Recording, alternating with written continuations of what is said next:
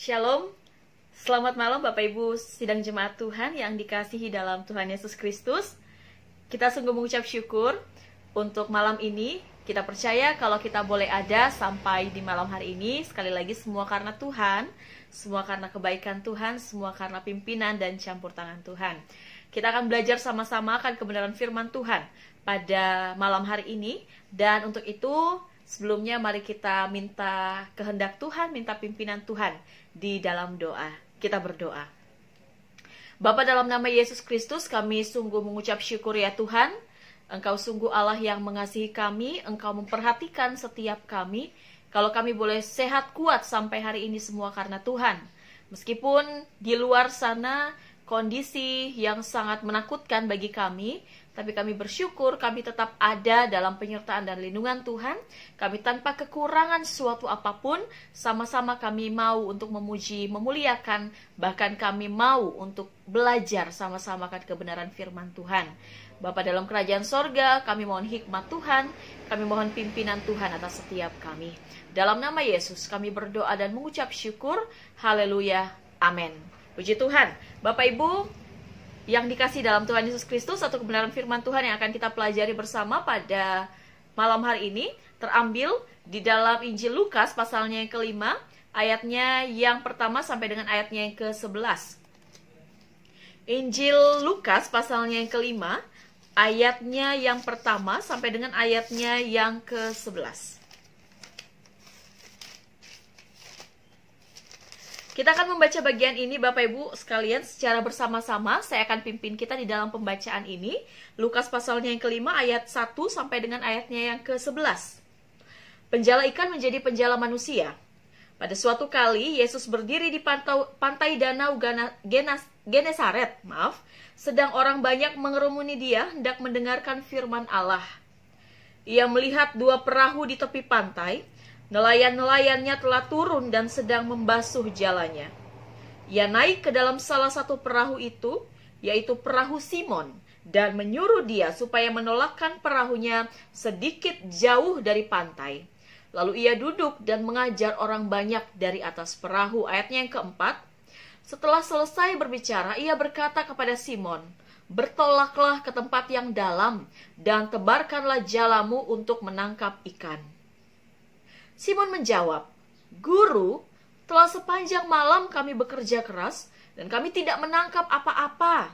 Tetapi karena engkau menyuruhnya, maka aku akan menebarkan jala juga." Ayatnya yang ke-6, dan setelah mereka melakukannya, mereka menangkap sejumlah besar ikan sehingga jala mereka mulai koyak. Lalu mereka memberi isyarat kepada teman-temannya di perahu yang lain supaya mereka datang membantunya. Dan mereka itu datang. Lalu mereka bersama-sama mengisi kedua perahu itu dengan ikan hingga hampir tenggelam. Ayatnya yang ke-8. Ketika Simon Petrus melihat hal itu, ia pun tersungkur di depan Yesus dan berkata, "Tuhan, pergilah daripadaku, karena aku ini seorang berdosa." Sebab ia dan semua orang yang bersama-sama dengan dia takjub oleh karena banyaknya ikan yang mereka tangkap. Demikian juga Yakobus dan Yohanes, anak-anak Zebedeus yang menjadi teman Simon. Kata Yesus kepada Simon, "Jangan takut. Mulai dari sekarang engkau akan menjala manusia." Ayatnya yang ke-11. Dan sesudah mereka menghela perahu-perahunya ke darat, mereka pun meninggalkan segala sesuatu lalu mengikut Yesus. Puji nama Tuhan. Bapak Ibu yang dikasih dalam Tuhan Yesus Kristus, hari ini saya akan membawa kita belajar bersama-sama di bawah satu tema, melakukan kehendak Tuhan dengan setia. Melakukan kehendak Tuhan dengan setia. Kita akan belajar sama-sama dari satu tokoh yang sangat terkenal, salah satu murid Yesus yang Bapak Ibu pasti sudah tahu tentang dia, adalah Simon Petrus, yang awalnya memang dia adalah seorang penjala ikan, lalu kemudian Tuhan panggil untuk menjadi penjala manusia. Bapak Ibu yang dikasih dalam Tuhan Yesus Kristus, pernahkah kita memikirkan dan merenungkan, untuk apa sih sebenarnya kita hidup di dalam dunia ini? Apakah hanya kebetulan? Atau ada maksud yang sebenarnya Tuhan mau untuk kita ketika Tuhan menciptakan kita di dalam dunia ini. Bapak Ibu, saudara dan saya, Bapak Ibu dan saya ada di dalam dunia ini karena kehendak Tuhan, dan kita ada juga untuk melakukan kehendak Tuhan. Tujuan Allah menciptakan kita di dalam dunia ini adalah untuk melakukan kehendak-Nya. Artinya, tujuan kita, tuntutan Allah dalam kehidupan kita, sebagai tujuan dari kehidupan kita adalah melakukan kehendak Allah dalam sepanjang kehidupan kita. Lukas 5 ayat yang pertama sampai dengan ayatnya yang ke-11 memuat satu kisah seorang yang unik. Orang yang sedang sebenarnya mengalami satu kondisi yang sedih, satu kondisi yang gundah gulana, satu kebingungan. Mengapa saya katakan demikian, Bapak Ibu sekalian? Bapak Ibu bisa lihat sama-sama di dalam ayatnya yang kelima. Dalam ayatnya yang kelima di situ dikatakan, Simon, ini jawaban Simon ya. Simon menjawab, "Guru, telah sepanjang malam kami bekerja keras dan kami tidak menangkap apa-apa." Bapak Ibu, dari kalimat Simon Petrus ini mengisyaratkan satu makna yang luar biasa, Bapak Ibu, bahwa sebenarnya Petrus dan teman-temannya itu baru pulang dari satu pekerjaan mereka, yaitu mereka adalah seorang nelayan. Mereka baru pulang menangkap ikan, dan ketika mereka pulang, mereka tidak mendapatkan apapun. Mereka belum mendapatkan satu ikan pun. Bapak Ibu bisa bayangkan bagaimana kondisi hati Petrus dan teman-temannya ketika itu. Saya yakin ketika itu Petrus dan teman-temannya mengalami satu kondisi perasaan mereka kesal, perasaan tidak nyaman, perasaan yang sedih, perasaan yang bingung. Pulang, ada keluarga yang harus mereka berikan uang atau mereka harus kasih makan, dan mereka pulang tanpa membawa hasil apapun. Satu kondisi yang mungkin dalam bahasa sekarang dikatakan tidak mood. Namun Bapak Ibu yang dikasih dalam Tuhan Yesus Kristus, di dalam kondisi itu Petrus dipanggil untuk melayani Tuhan. Petrus dipanggil untuk melakukan kehendak Tuhan saat itu juga. Bapak Ibu yang dikasih dalam Tuhan Yesus Kristus, kita akan belajar bersama-sama tentang seorang Petrus, seorang murid Tuhan yang luar biasa di dalam pemanggilannya. Dan ayat 5 dikatakan bahwa menjelaskan kepada setiap kita bahwa sekali lagi Petrus bukan dalam kondisi yang baik ketika dia dipanggil untuk melayani Tuhan ketika itu. Petrus bukan dalam kondisi yang nyaman ketika dia dipanggil untuk melakukan kehendak Tuhan waktu itu, Bapak Ibu. Bapak Ibu yang dikasih dalam Tuhan Yesus Kristus, apa yang kita dapat pelajari bersama dari kisah Petrus dalam bagian ini? Hal pertama yang saya mau bawa kita untuk belajar dari seorang Petrus tentang pemanggilannya. Dalam bagian ini kita akan fokus dalam ayatnya yang ke-11, 1 sampai dengan ayatnya yang ke-11. Mari lihat Bapak Ibu sekalian ayatnya yang kelima kembali.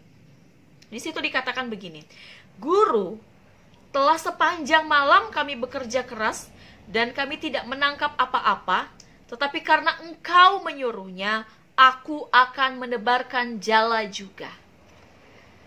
Apa yang dilakukan Petrus? Dia siap sedia melakukan kehendak Tuhan kapanpun waktunya. Melakukan kehendak Tuhan, Bapak Ibu sekalian, bukan masalah waktu yang baik atau tidak. Bukan tentang mood saya atau mood Bapak Ibu yang oke, saya mood untuk melakukan kehendak Tuhan.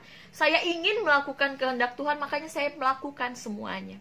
Oh, hati saya mau lakukan, maka saya lakukan. Bukan tentang apakah kondisi kita baik atau tidak. Bukan juga tentang apakah saya mau atau tidak, Bapak Ibu sekalian. Tapi melakukan kehendak Tuhan adalah satu tujuan, adalah berbicara tentang satu hal di mana kita mau atau tidak memprioritaskan Tuhan di dalam kehidupan kita.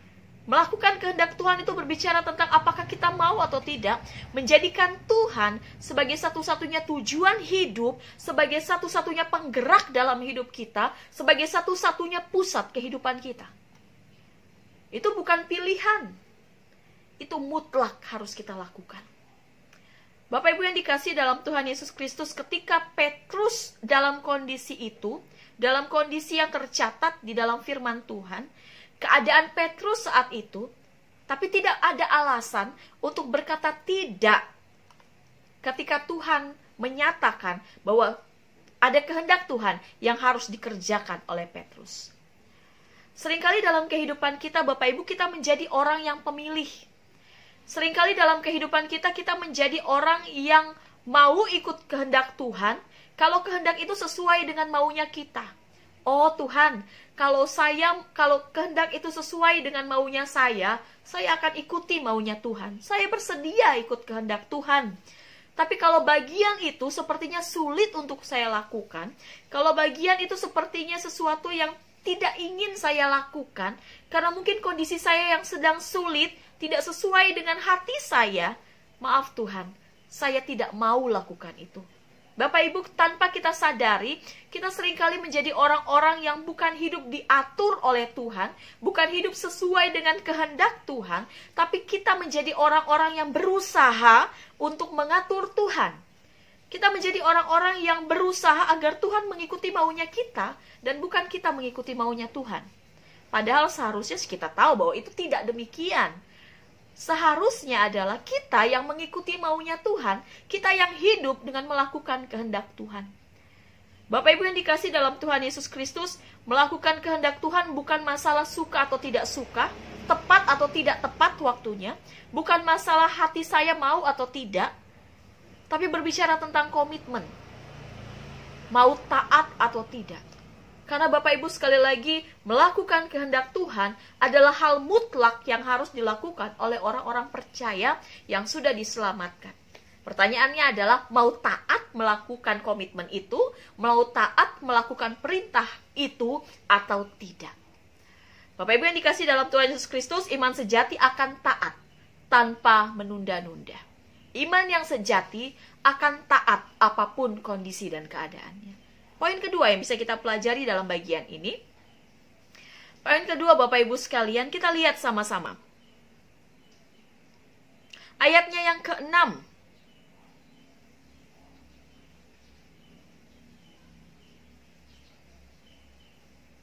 Oke, ayatnya yang ke-6 ya Bapak Ibu sekalian. Dan setelah mereka melakukannya, mereka menangkap sejumlah besar ikan, sehingga jala mereka mulai koyak. Dari ayatnya yang kelima kita lihat, awalnya memang Petrus melakukan satu protes atas perintah Tuhan. Namun kemudian setelah dia protes, dia tetap lakukan perintah itu, karena dia tahu dia harus melakukannya. Bapak Ibu yang dikasih dalam Tuhan Yesus Kristus, kehendak Tuhan, melakukan kehendak Tuhan, itu wajib mutlak harus dilakukan oleh orang percaya. Meskipun seringkali kehendak itu merupakan satu hal yang di luar logika, di luar kemauan, atau di luar kebiasaan kita. Poin kedua yang bisa kita pelajari dalam bagian ini, melakukan kehendak Tuhan, meskipun seringkali itu di luar logika atau kebiasaan. Artinya Bapak Ibu, ada hal mutlak yang harus kita lakukan, meskipun itu tidak sesuai dengan maunya kita, meskipun itu tidak sesuai dengan kebiasaan kita. Bapak Ibu yang dikasih dalam Tuhan Yesus Kristus, dalam hal ini Simon dan teman-temannya, Petrus maksud saya, sebenarnya punya alasan yang banyak, alasan logis untuk mengatakan tidak. Mengapa demikian? Bapak Ibu lihat, saat itu kondisinya adalah masih pagi ya, masih pagi, karena dikatakan bahwa nelayan-nelayan telah turun dan sedang membasuh jalannya. Di sini jelas bahwa apa yang dilakukan Yesus ini sebenarnya sedang dalam kondisi masih pagi atau siang lah ya. Kondisinya masih pagi. Sedangkan Bapak Ibu tahu kalau biasanya nelayan itu akan pergi menangkap ikan itu pada malam hari. Itu di luar dari kebiasaan mereka ya tentunya. Yang kedua Bapak Ibu sekalian, kita melihat bahwa sepanjang malam mereka pergi dan mereka belum tangkap ikan. Lalu kemudian ada satu orang yang datang dan bilang, coba pergi ke tengah dan tangkap ikan di situ. Bapak Ibu sebagai manusia mungkin dia bisa protes.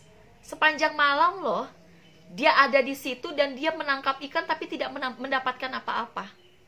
Bapak Ibu yang dikasih dalam Tuhan Yesus Kristus, walaupun hal itu tidak sesuai dengan pikirannya tidak sesuai dengan pikiran dari Petrus dan teman-temannya, tidak logis atau di luar dari kebiasaan mereka, Bapak Ibu. Tapi mereka tetap melakukannya. Mereka tetap melakukan hal yang sesuai dengan kehendak Tuhan. Apalagi ketika Yesus mengatakan, pergi untuk ke tempat yang lebih dalam. Ketika itu, pada zaman itu, perahu Simon Petrus dan teman-temannya belum menggunakan perlengkapan modern seperti sekarang. Perahu mereka masih tanpa mesin, jala mereka juga tidak mungkin menangkap ikan di tempat yang dalam. Dengan peralatan yang seadanya, mereka biasa menangkap ikan di tempat yang tidak terlalu dalam. Sehingga kalau mereka pergi ke tempat yang lebih dalam, itu otomatis akan membahayakan nyawa mereka. Tapi tidak ada pertanyaan tentang itu, Bapak Ibu perhatikan ya.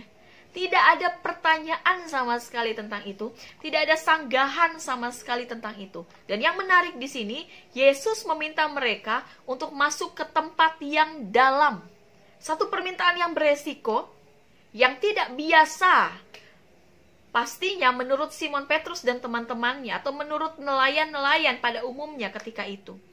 Akan tetapi karena Yesus yang minta, maka Simon dan teman-temannya melakukan hal itu juga. Bapak Ibu yang dikasih dalam Tuhan Yesus Kristus, perintah Yesus untuk bertolak ke tempat yang dalam dan tebarkan jala, itu memberikan kesan bahwa masih ada cara lain untuk mendapatkan ikan. Cara itu adalah melakukan apa yang Yesus minta, sekalipun mereka telah membuktikan bahwa dengan kemampuan dan alat mereka gagal. Dan Bapak Ibu yang dikasih dalam Tuhan Yesus Kristus, ketika dalam kondisi yang putus asa itu, Yesus kemudian membawa Simon Petrus dan kawan-kawannya untuk sama-sama paham bahwa ketika melakukan kehendak Tuhan, akan ada hal-hal yang luar biasa yang terjadi.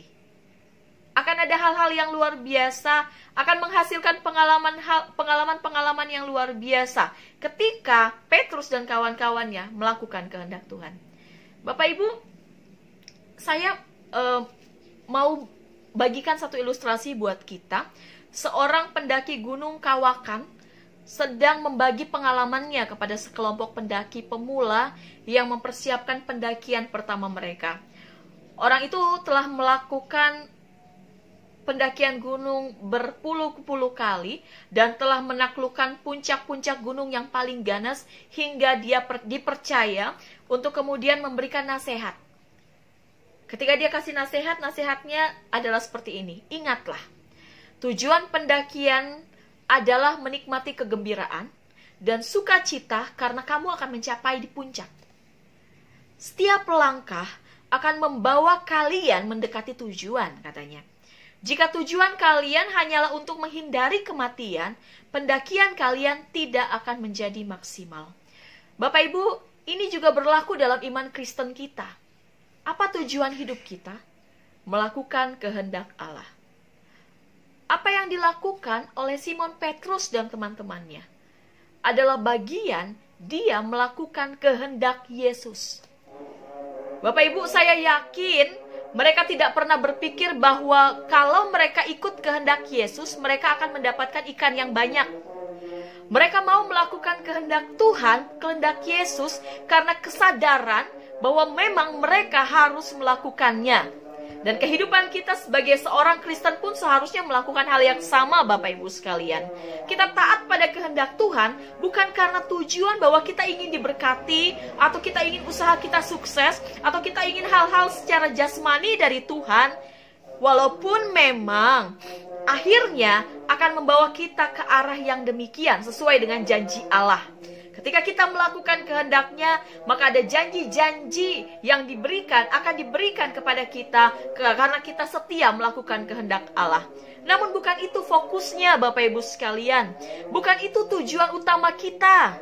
Kita melakukan kehendak Allah karena memang kita harus melakukan kehendak Allah itu, karena itulah tujuan Allah menciptakan kita. Karena itulah bagian dari tujuan Allah menciptakan saya dan Bapak Ibu sekalian. Dan itulah satu bagian di mana kita bersyukur atas berkat, atas segala yang Tuhan anugerahkan, bahkan atas keselamatan Tuhan keselamatan yang Tuhan berikan di dalam kehidupan kita. Dan melakukan kehendak Tuhan adalah satu ciri atau satu tujuan kita sebagai orang percaya untuk memaknai kehidupan kita sebagaimana mestinya sesuai dengan tujuan Allah yang luar biasa bagi kita.